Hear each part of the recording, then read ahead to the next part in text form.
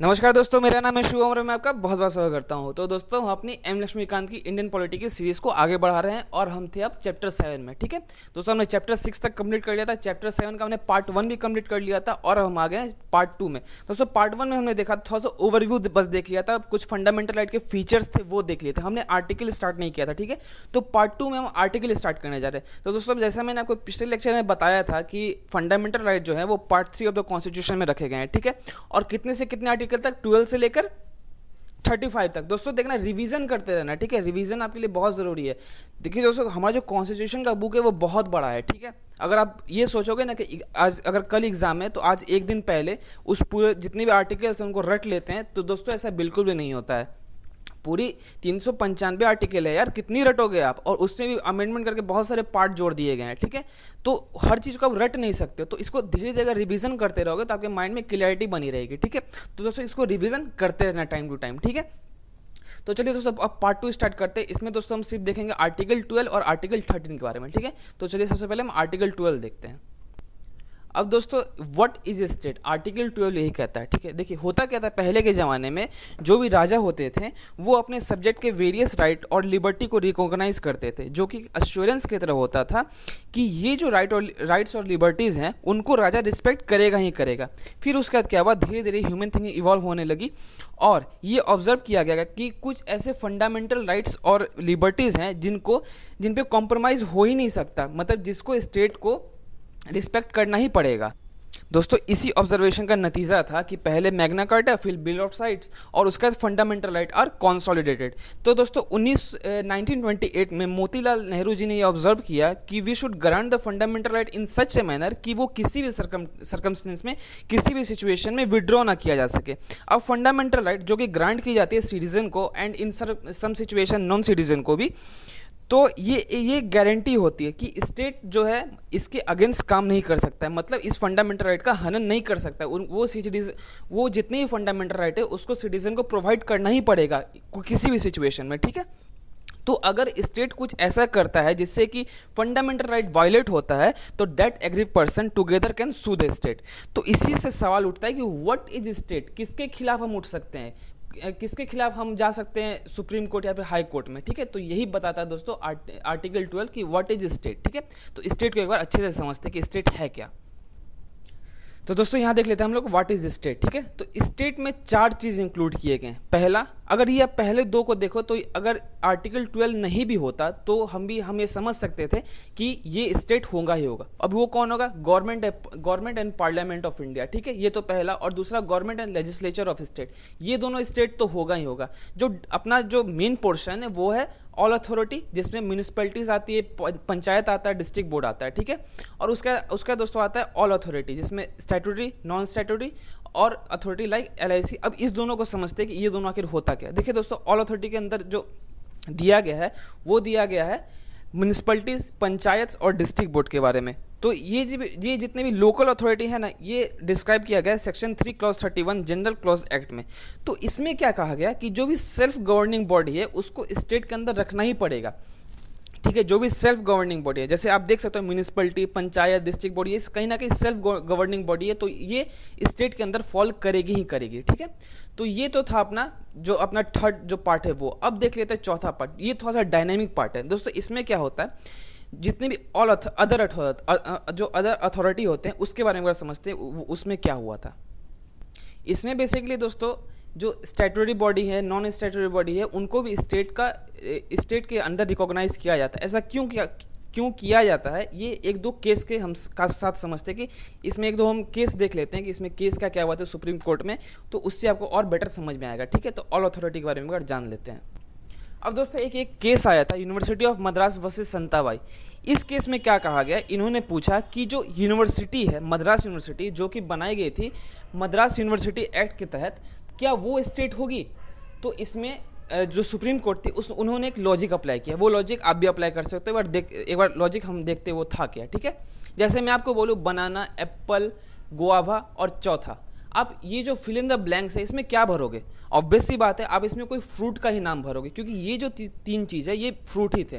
तो इन्होंने क्या, इन्होंने एजेस्टम जनरस का बात किया। ठीक है, इसमें इन्होंने कहा कि इससे पहले वाली तीन जो अथॉरिटी है, मतलब कि जो parliament and government and parliament, government and state legislature, उसके बाद लोकल अथॉरिटी, ये तीनों कहीं ना कहीं सॉवरेन नेचर की हैं। तो इसमें ये चीज़ डिफाइन किया गया कि जो भी ये अदर अथॉरिटी होगी ये कहीं ना कहीं सॉवरेन नेचर की होनी चाहिए। तो इसमें लेकिन मद्रास यूनिवर्सिटी जो थी ये सॉवरेन नेचर की नहीं थी, ठीक है। तो इसमें क्या किया गया, इसमें कहा गया कि मद्रास यूनिवर्सिटी जो है वो अदर अथॉरिटी के अंदर नहीं आएगी, तो वो स्टेट नहीं कहलाएगी, ठीक है। ये तो था अपना university of Madras versus Shantabai case में। अब दोस्तों दूसरा केस आया था Rajasthan electricity board versus Mohanlal. इस केस में क्या कहा गया, कोई भी बॉडी अगर क्रिएट की जाती है किसी भी कॉन्स्टिट्यूशनल लॉ के अंदर, तो ऑब्वियस सी बात है अगर वो किसी भी कॉन्स्टिट्यूशनल लॉ के अंदर वो बॉडी क्रिएट की गई है तो ऑब्वियसली उसके पास बहुत सारे पावर्स होंगे जो कि फंडामेंटल राइट को वायलेट कर सकते हैं, ठीक है। तो इसमें क्या कहा गया कि इसमें जो पिछला वाला जो जजमेंट था सुप्रीम कोर्ट का, उसमें उसको हटा दिया गया, रिबिल्ड कर दिया गया कि सिर्फ सॉवरेन नेचर होना ही ज़रूरी नहीं है, ठीक है। अगर उसके पास थोड़ी सी पावर है, अगर वो कॉन्स्टिट्यूशन एक्ट के अंदर या फिर कॉन्स्टिट्यूशन लॉ के अंदर कोई बॉडी बनती है तो उसके अंदर ऑब्वियस सी बात है उसको बहुत सारे पावर मिलेंगे, तो इसीलिए उसका सॉवरेन नेचर का होना ज़रूरी नहीं है, ठीक है। तो इससे ये कहा गया कि कोई भी प्राइवेट बॉडी जो कि गवर्नमेंट के अंदर चल रही है, गवर्नमेंट के अंदर ही उसका बहुत सारा काम हो रहा है, तो जैसे एयरपोर्ट अथॉरिटी ऑफ इंडिया, उसमें क्या होता है उसका जो चेयरमैन हो गया, वाइस चेयरमैन हो गया, उसके जो मेंबर होते हैं वो गवर्नमेंट अपॉइंट करते हैं। तो क्या बोलते हैं वो कि वो भी स्टेट के अंदर ही फॉल करेगा, क्योंकि उसकी आधा से ज़्यादा काम कहाँ से हो रहा है, गवर्नमेंट के थ्रू हो रहा है, तो वो स्टेट के अंदर फॉल करेगा, ठीक है। तो इस केस के बाद ये कहा गया कि कोई भी प्राइवेट बॉडी अगर गवर्नमेंट नेचर की है, ठीक है, तो उसको भी हम लोग स्टेट से ही रिकॉग्नाइज करेंगे, आर्टिकल 12 के अंदर वो फॉल करेगा, ठीक है। तो दोस्तों आशा करता हूँ आपको अदर अथॉरिटी समझ में आ गया होगा, और इसमें से और भी कोई आपको डाउट रह गया हो तो आप कमेंट सेक्शन में पूछना, मैं उसको बता दूंगा, ठीक है। अब ये कहा गया कि it is action of this agency that can be challenge in the court as a violating of the fundamental right. मतलब ये जितनी भी एजेंसीज है इनकी अगर ये फंडामेंटल राइट का वायलेशन करते हैं तो डायरेक्टली हम कोर्ट में जा सकते हैं। अब सुप्रीम कोर्ट के अकॉर्डिंग ये कहा गया, जैसे मैंने आपको ये बताया, कोई भी प्राइवेट बॉडी या फिर एजेंसी अगर वर्क कर रही है as a instrument of the state, मतलब कि किसी भी गवर्नमेंट के अंदर या फिर गवर्नमेंट नेचर की है, अगर वो अगर वो वर्क कर रही है एज अ प्राइवेट बॉडी तो वो भी आर्टिकल 12 के अंदर ही आएगी, ठीक है। ये तो था अपना दोस्तों स्टेट, ठीक है। अब देख लेते हैं आर्टिकल 13 के बारे में। अब दोस्तों आर्टिकल 13 क्या कहता है, law inconsistent with fundamental right. दोस्तों इनकंसिस्टेंट का मतलब होता है मिलता जुलता अगर ना हो, मतलब कि जैसे कोई भी लॉ है, ठीक है, कोई भी लॉ बन रही है या फिर जो प्री कॉन्स्टिट्यूशनल लॉ है उसके बारे में भी बताऊंगा, ठीक है। जैसे मान लो अभी मैं कॉन्स्टिट्यूशन जब अपना अप्लाई हो गया था, जब अपना इन्फोर्स कर दिया गया था, उसके बाद की मैं बात करूँ। अगर मान लो कोई लॉ बन रहा है, ठीक है, अगर वो लॉ फंडामेंटल राइट के किसी भी आर्टिकल का अगर हनन करता है, अगर उसको तकलीफ पहुंचाता है, तो वो जो लॉ है वो नल एंड वॉइड डिक्लेयर कर दिया जाएगा सुप्रीम कोर्ट और हाई कोर्ट के द्वारा। दोस्तों सुप्रीम कोर्ट को आर्टिकल 32 और हाई कोर्ट को आर्टिकल 226 के अंदर ये पावर दी गई है कि किसी भी लॉ को अनकॉन्स्टिट्यूशनल और इनवैलिड डिक्लेयर कर दिया जाए अगर वो फंडामेंटल राइट का वायलेशन करता है, अगर उसको छेड़खानी करता है, ठीक है। तो फंडामेंटल राइट का अगर मतलब इससे हम ये कह सकते हैं कि फंडामेंटल राइट का किसी भी लेवल पे हनन नहीं होना चाहिए, ठीक है। अब कुछ टर्म लॉ, अब आर्टिकल 13 क्या क्या बताता है वो देख लेते हैं। जैसे permanent law enacted by the parliament in state legislature, मतलब कोई भी लॉ अगर परमानेंट लॉ बनता है, मतलब परमानेंट लॉ कैसे, पहले पार्लियामेंट में पूरी डिस्कशन हुई, वहाँ पे बहुमत से पास कर दिया गया, उसके बाद प्रेसिडेंट का उसमें सिग्नेचर ले लिया गया, तो वो परमानेंट लॉ बन जाती है, ठीक है। तो अगर ऐसा कुछ लॉ अगर फंडामेंटल राइट का हनन करता है तो उसको भी हम इनवैलिड डिक्लेयर कर सकते हैं। अब टेम्पोररी लॉ जैसे ऑर्डिनेंस हो गया, जो इशू कौन करता है, प्रेसिडेंट इशू करता है और स्टेट गवर्नर इशू करता है। ऑर्डिनेंस क्या होता है दोस्तों, ये टेम्पोररी होता है। जैसे मान लो ये कहा गया कि इमरजेंसी लगानी है, ठीक है, तो ये कौन कहेगा, काउंसिल ऑफ मिनिस्टर कहेगा, ठीक है। अगर वो भी ऐसा कुछ कह रहा है कि जैसे वो फंडामेंटल राइट का हनन करता हो या फिर उससे कंसिस्टेंट ना हो तो उसको भी नल एंड वॉइड डिक्लेयर कर दिया जाता है, ठीक है। अब स्टैट्यूटरी इंस्ट्रूमेंट के अंदर कैसे कोई भी नोटिफिकेशन जारी होता है, जैसे मान लो कि ये कहा गया था बीच में ना कि हाईवे के 500 मीटर के दूरी तक कोई भी शराब नहीं पी सकता या फिर कोई भी शराब की दुकान नहीं खुल सकती, तो ये भी एक नोटिफिकेशन हो गया, ठीक है। तो ये भी आर्टिकल 13 के अंदर ही फॉल करता है। अब कोई भी जैसे non legislative source of law हो गया, वो भी अनकॉन्स्टिट्यूशनल डिक्लेयर कर दिया जाएगा अगर वो फंडामेंटल राइट का हनन कर रहा है, ठीक है। अब दोस्तों मैंने आपको एक बात कहा था प्री कॉन्स्टिट्यूशन लॉ, जैसे होता क्या था कि जैसे जब हमारा कॉन्स्टिट्यूशन बना उससे पहले ही बहुत सारे लॉ थे, जैसे हमने डिस्कस किया था ना India act 1935, government of India act 1935 के बारे में बात किया था, तो उस टाइम में बहुत सारे लॉ थे जो कि हमारे यहाँ लिए गए थे, ठीक है। जैसे उसमें एक एक्ट था, एजुकेशन एक्ट, ठीक है। उसमें क्या कहा गया था, उसमें बहुत सारे फैक्ट्स दिए हुए थे, ठीक है।